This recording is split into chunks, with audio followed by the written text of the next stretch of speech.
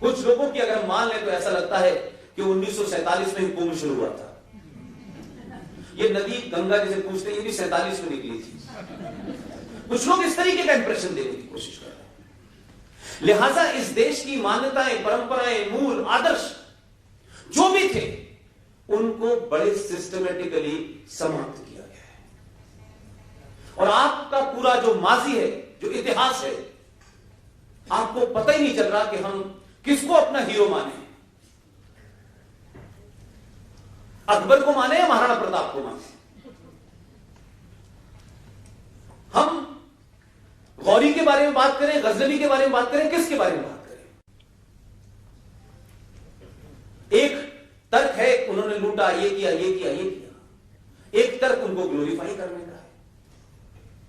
तो जब आज किसी शहीद के नाम पे सड़क का नाम रखा जाता है तो मुझे लगता है कितना बड़ा मजाक है कि जो लोगों ने इस मुल्क के लिए जान दे रहे हैं, आज भी दे रहे हैं, अपना कर्तव्य करते हुए दे रहे हैं, उनके नाम से भी सड़क है, औरंगजेब के नाम से भी सड़क है। दोनों में कैसे एक भावना हो सकती है? जब तक मेरे दिमाग से उस पूरे दौर का लूट, प्लंडर, रेप जिन्होंने खुलेआम किया, जब तक वो इरेज नहीं होगा, मुझे अपने इतिहास पे गर्व कैसे होगा?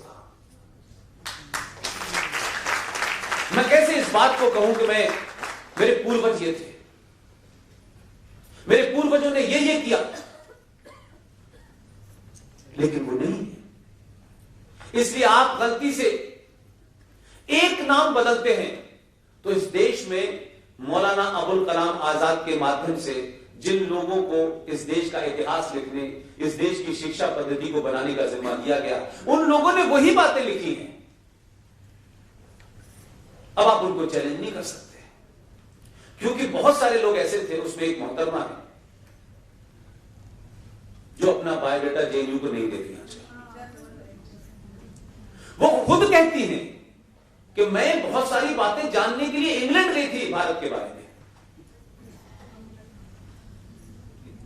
हमारा कंट्रडिक्शन जो है वो कोई और दूर नहीं करेगा, ये इस दौर में जो कम्युनिकेशन का फ्लो है ये दूर कर देगा। इसलिए आप जीडी बख्शी को भी सुनती हैं, आरएसएन को भी सुनते हैं, सुशील पंडित को भी सुनते हैं, गौरव आर्या को भी सुनते हैं। ये लोग किसी एजेंडे के तहत कोई काम नहीं कर रहे। इनका सत्ता और व्यवस्था से कोई लेना देना नहीं है। सत्ता अपना काम करे, लेकिन मैं इस नतीजे पर पहुंचा हूं कि क्या वजह है कि इनकी लोग ज्यादा सुन रहे हैं आजकल, क्योंकि आज जो लोग सुन रहे हैं वो वेरीफाई करते हैं। पंडित जी ने क्या कहा, जीडी बख्शी ने क्या कहा, आरएसएस ने क्या कहा, और जब उनको लगता है कि जो ये बात कह रहे हैं वो तो गूगल पे मौजूद है, और गूगल तो आरएसएस ने बनाया नहीं है। मैं इसलिए कहता हूं कि ये किताब है, आप सबके दौर में आई होगी, इंडिया विल्स फ्रीडम। ये देश के पहले शिक्षा मंत्री ने लिखी है। इसकी सच्चाई पता है आपको? इसकी सच्चाई यह है कि मौलाना अबुल कलाम आजाद ने यह किताब लिखी, और लिखने के बाद उस वक्त का राजनीतिक स्वार्थ और पॉलिटिकल कंपल्शन क्या था कि जिस आदमी को कांग्रेस ने सेकुलरिज्म का एपिटोम बना करके घुमाया, जिसके बारे में मोहम्मद अली जिन्ना ने कहा Maulana Azad is the show boy of Congress party, उस आदमी को शिक्षा मंत्री बनाया, जबकि उनका शिक्षा से कोई मतलब नहीं था। उन्होंने जब ये किताब लिखी तो किताब लिखने के बाद जो सच्चाई थी किताब में, उस 30 पन्नों को लिखा और किताब पब्लिश हो गई, और उसके बाद यह कहा कि जब मैं इस दुनिया से रुखसत हो जाऊं तब ये 30 पन्ने छाप देना। जो शिक्षा मंत्री अपने रहते हुए अपने राजनीतिक स्वार्थों के चलते, अपने पॉलिटिकल एम्बिशंस को पूरा करने के लिए अगर कुछ उसके मन में था भी तो उसने लिखा तो, लेकिन यह कहा मेरे मरने के 30 साल का छापूंगा, ताकि मेरी हड्डियां न मिले, कहीं कांग्रेसी खोद के मार डाले। 1988 में वो 30 पन्ने जोड़ करके ये किताब दोबारा से आ गई है। तब पता चलेगा कि देश के महान secular, epitome of the secularism, वो नेहरू जी के बारे में क्या कहते थे। और कुल मिलाकर के इसका निष्कर्ष इतना ही कि उन्होंने कहा कि Jinnah was right and Nehru was wrong. लेकिन ये अपने सामने कहते तो कुर्सी से उतर जाते हैं। अब इस किताब को भी लोग नहीं पढ़ना चाहते हैं। इसके 30 पन्ने पढ़ लीजिए। ये किताब मार्केट में ओरिएंटल पब्लिकेशन वालों की है, लेकिन अब अवेलेबल है कि नहीं मैं नहीं जानता, लेकिन ऐसी किताबें मेरे पास जरूर मिल जाती हैं। इसी तरीके से अलीगढ़ मुस्लिम यूनिवर्सिटी के एक स्टूडेंट रहे खलीकुज़्ज़मान, जो मुस्लिम लीग के बड़े नेता थे, उन्होंने भी किताब लिखी। वो किताब भारत में मिलती नहीं, पाकिस्तान में मिली थी मुझे। उस किताब का नाम था पाथवे टू पाकिस्तान। उस किताब में पूरा चैप्टर दिया हुआ है और उसका क्रक्स इतना ही है कि अगर अलीगढ़ मुस्लिम विश्वविद्यालय न होता तो हमारे ख्वाबों का पाकिस्तान हमें कभी ना मिल पाता। जो मुस्लिम लीग का गढ़ था, जो टू नेशन थ्योरी का जनक था, वो अलीगढ़ मुस्लिम यूनिवर्सिटी आज आपसे, जो भारत के पार्लियामेंट के एक्ट से बनी है, जिसको यूजीसी पैसा देती है, सेंट्रल गवर्नमेंट की ग्रांट से चलता है, उस पर डिबेट हो रही है कि अलीगढ़ मुस्लिम विश्वविद्यालय is a minority institution. Bharat के इलाहाबाद हाई कोर्ट ने यह फैसला दिया कि यह किसी भी तरह से माइनॉरिटी इंस्टीट्यूशन नहीं है। केंद्र सरकार ने कई बार कोशिश की कि इसको अपीज करने के लिए ऐसा कर दिया जाए, लेकिन मुझे खुशी है कि थोड़ा थोड़ा मिजाज बदला है,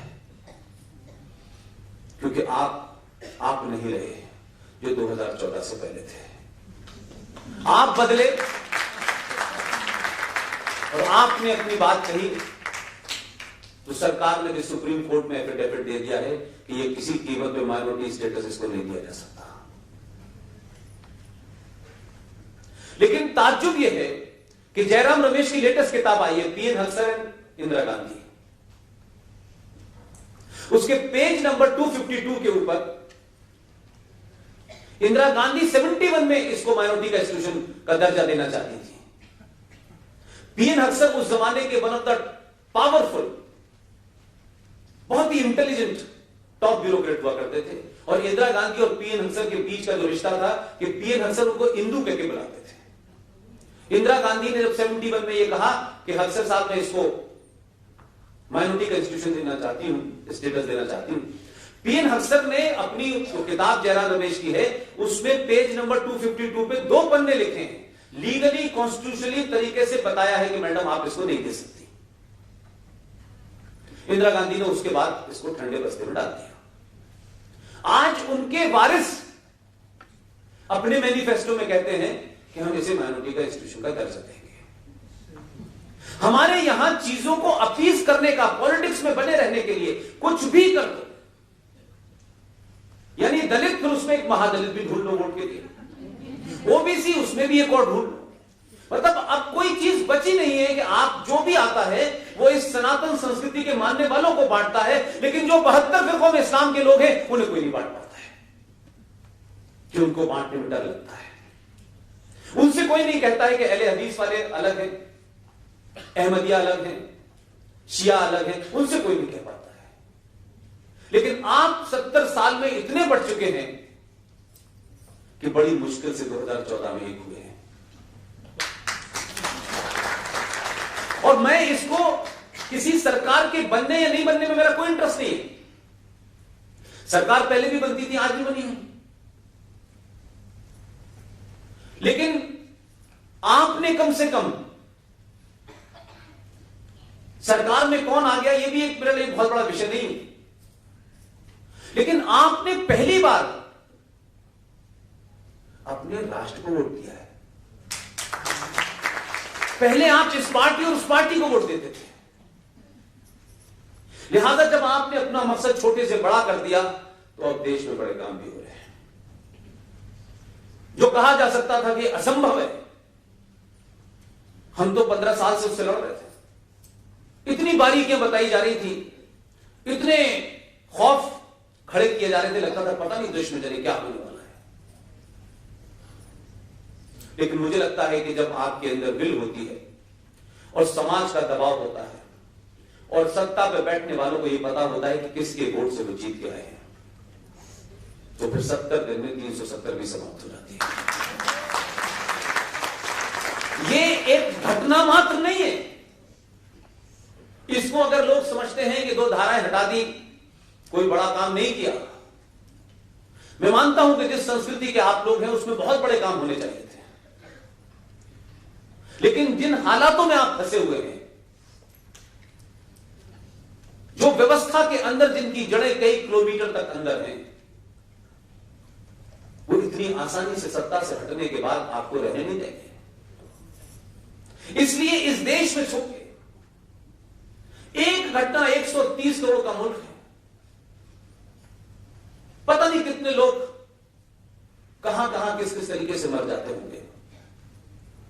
कोई आइडियल स्थिति नहीं है इस देश की, लेकिन एक घटना में कुछ भीड़ उसको मार देती है। लेकिन आप लगातार देखें, उसको बहुत ब्लंटली कहा जाए, हर मरने वाले मुसलमान की खबर यूएनओ तक पहुंच जाती है, और मरने वाले हिंदू जिसको मुसलमान मारते हैं वो खबर दिल्ली नहीं आ पाती है। एक आदमी के मरने से इस देश की सुप्रीम कोर्ट कहती है मॉब लिंचिंग हो रही है, लेकिन 3,500 सिखों को मॉब ने मारा, लेकिन ये मॉब लिंचिंग नहीं थी। 5.5 लाख कश्मीरी हिंदू पंडितों को मारा, लेकिन ये मॉब लिंचिंग नहीं थी।